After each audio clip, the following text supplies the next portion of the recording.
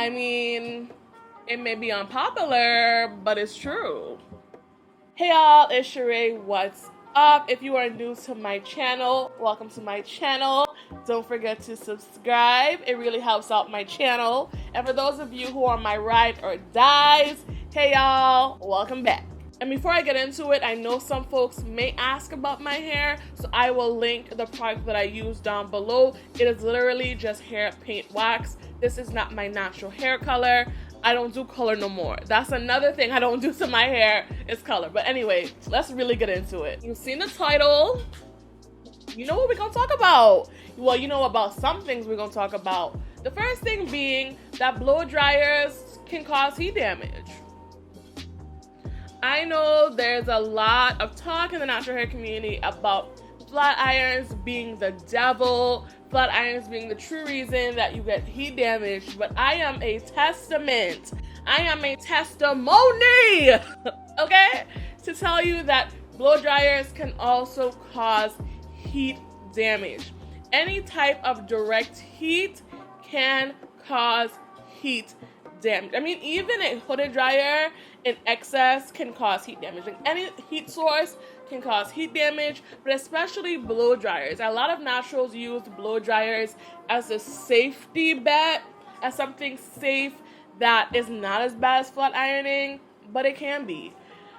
Let's take a trip down memory lane to SheRea DelSol circa 2010, 2011, 2012, where my curls were droopy, they were stringy, they were damaged. And even though I hadn't flat ironed my hair or used much heat on my hair was damaged from a blow dryer. So it's possible, even though there's not a lot of talk about it, and there's not a lot of emphasis, it can happen. So if you want to have the healthiest hair possible and you don't want to inflict any damage to your curls, boo-boo, you may want to stay away from heat, period poo, because it can mess you up. Another unpopular opinion that I have, well, I don't know how unpopular it is, but in case this is the first natural hair video that you're ever watching, you need to know this. Sis, come closer. Heat damage can be reversed.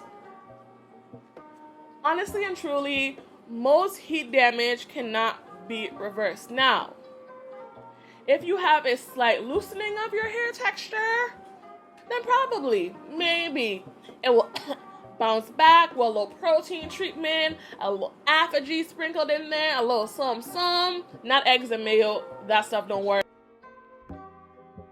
It's time to stop! It's time to stop, okay?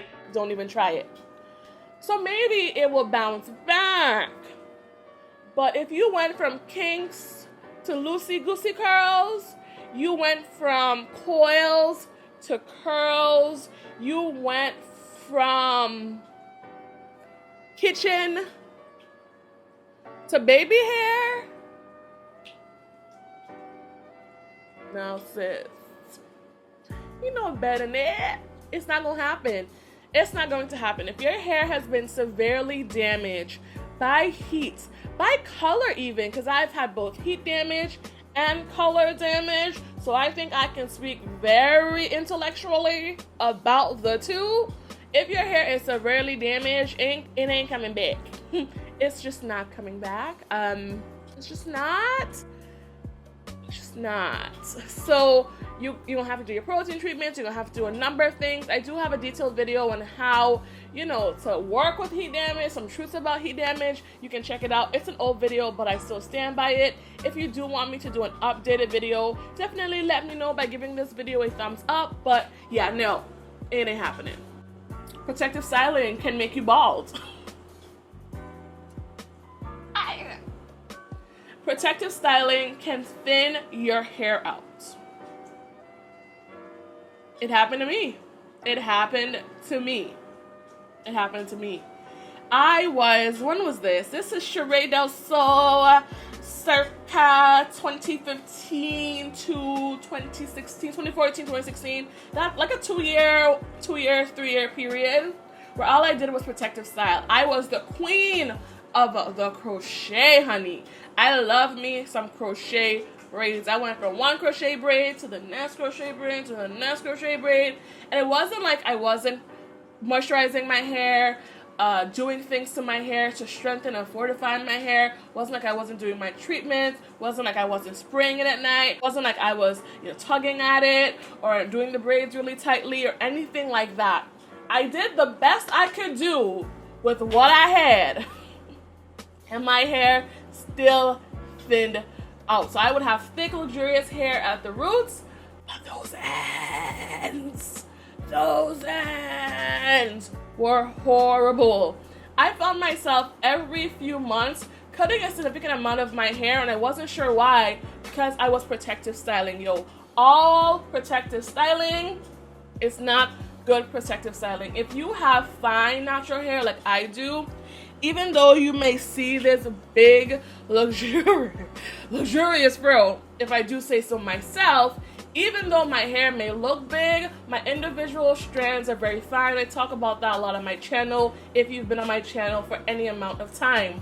But in real life, my hair, my strands are fine, and it don't take nothing for it to break, split, anything. And that's why I don't do long-term protective styling anymore. That's why you won't see weaves. You won't see crochet braids. I only do braids when they $5 in Ghana, okay? Every day on my day-to-day, I twist my hair. I do twists, or I do braids with my natural hair. I don't add extensions to my hair because I have found that they thin my hair out. That's not to say that there aren't people who use weaves, who use sew-ins, who use braids, who use crochet to grow their hair out long. There is a document on YouTube of people that do. But if you find that your hair is not growing, it's not retaining length, you're not seeing dramatic improvement in your hair, and all you do is protective styling, you ain't the issue. Protective styling is the issue. I have a lot of unpopular opinions, but this is the last one that I'm going to mention in this video. Just to keep this video nice and cute and short. I know y'all only watch the first 3 minutes anyway, so we're gonna just cut it right here. My last unpopular opinion is that you're probably not protein sensitive. You may be. I'm not gonna discount your experience if you've done the research, if you try things. But don't assume, especially if you are low porosity, that you are protein sensitive. That is a fallacy. I don't know who really came up with that. I don't know who has been spreading that propaganda, but it's not true. It's never been true in the history of hair. It has not been true. Hair is made up of protein, so you need to restore your hair with protein. Anything that you do to your hair, physical or chemical manipulation of your hair, does affect the protein in our hair. It just is what it is. So combing, brushing, heat, color, it all can manipulate the protein bonds in our hair. So in order to have healthy growing hair, we have to restore protein in our hair by using protein treatments. I have a detailed video on that. You can check it out right here. But if you're just going through your life and you're not using protein because of your porosity, because your favorite YouTuber told you were protein sensitive, they were protein sensitive, that we don't need protein, and your hair is not thriving. If your hair is not thriving and you're avoiding protein, your hair is snapping off, it's too soft, it's too gummy, you have something like moisture overload, you're experiencing some high growth fatigue, get some protein, bro. Again, that is not me saying that there's not some protein sensitive people out there. Of course, nothing is true or false. There's a whole lot of things in the middle, right?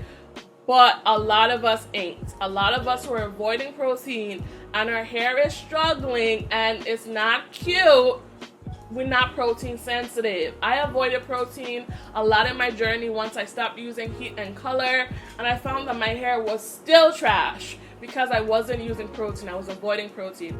All the things I am mentioning in this video are things that I believe to be true, or those things that I walked around with that I thought were true for me, that were true for other naturals. And I have found after being natural since Jesus was a boy that those things are just not true. And that's why I made this video. It's not to be messy, it's not for the clicks, it's for you to understand that even though you may think something is true, once you do your research, once you work with your hair and experiment, those things ain't and will not and will never be true.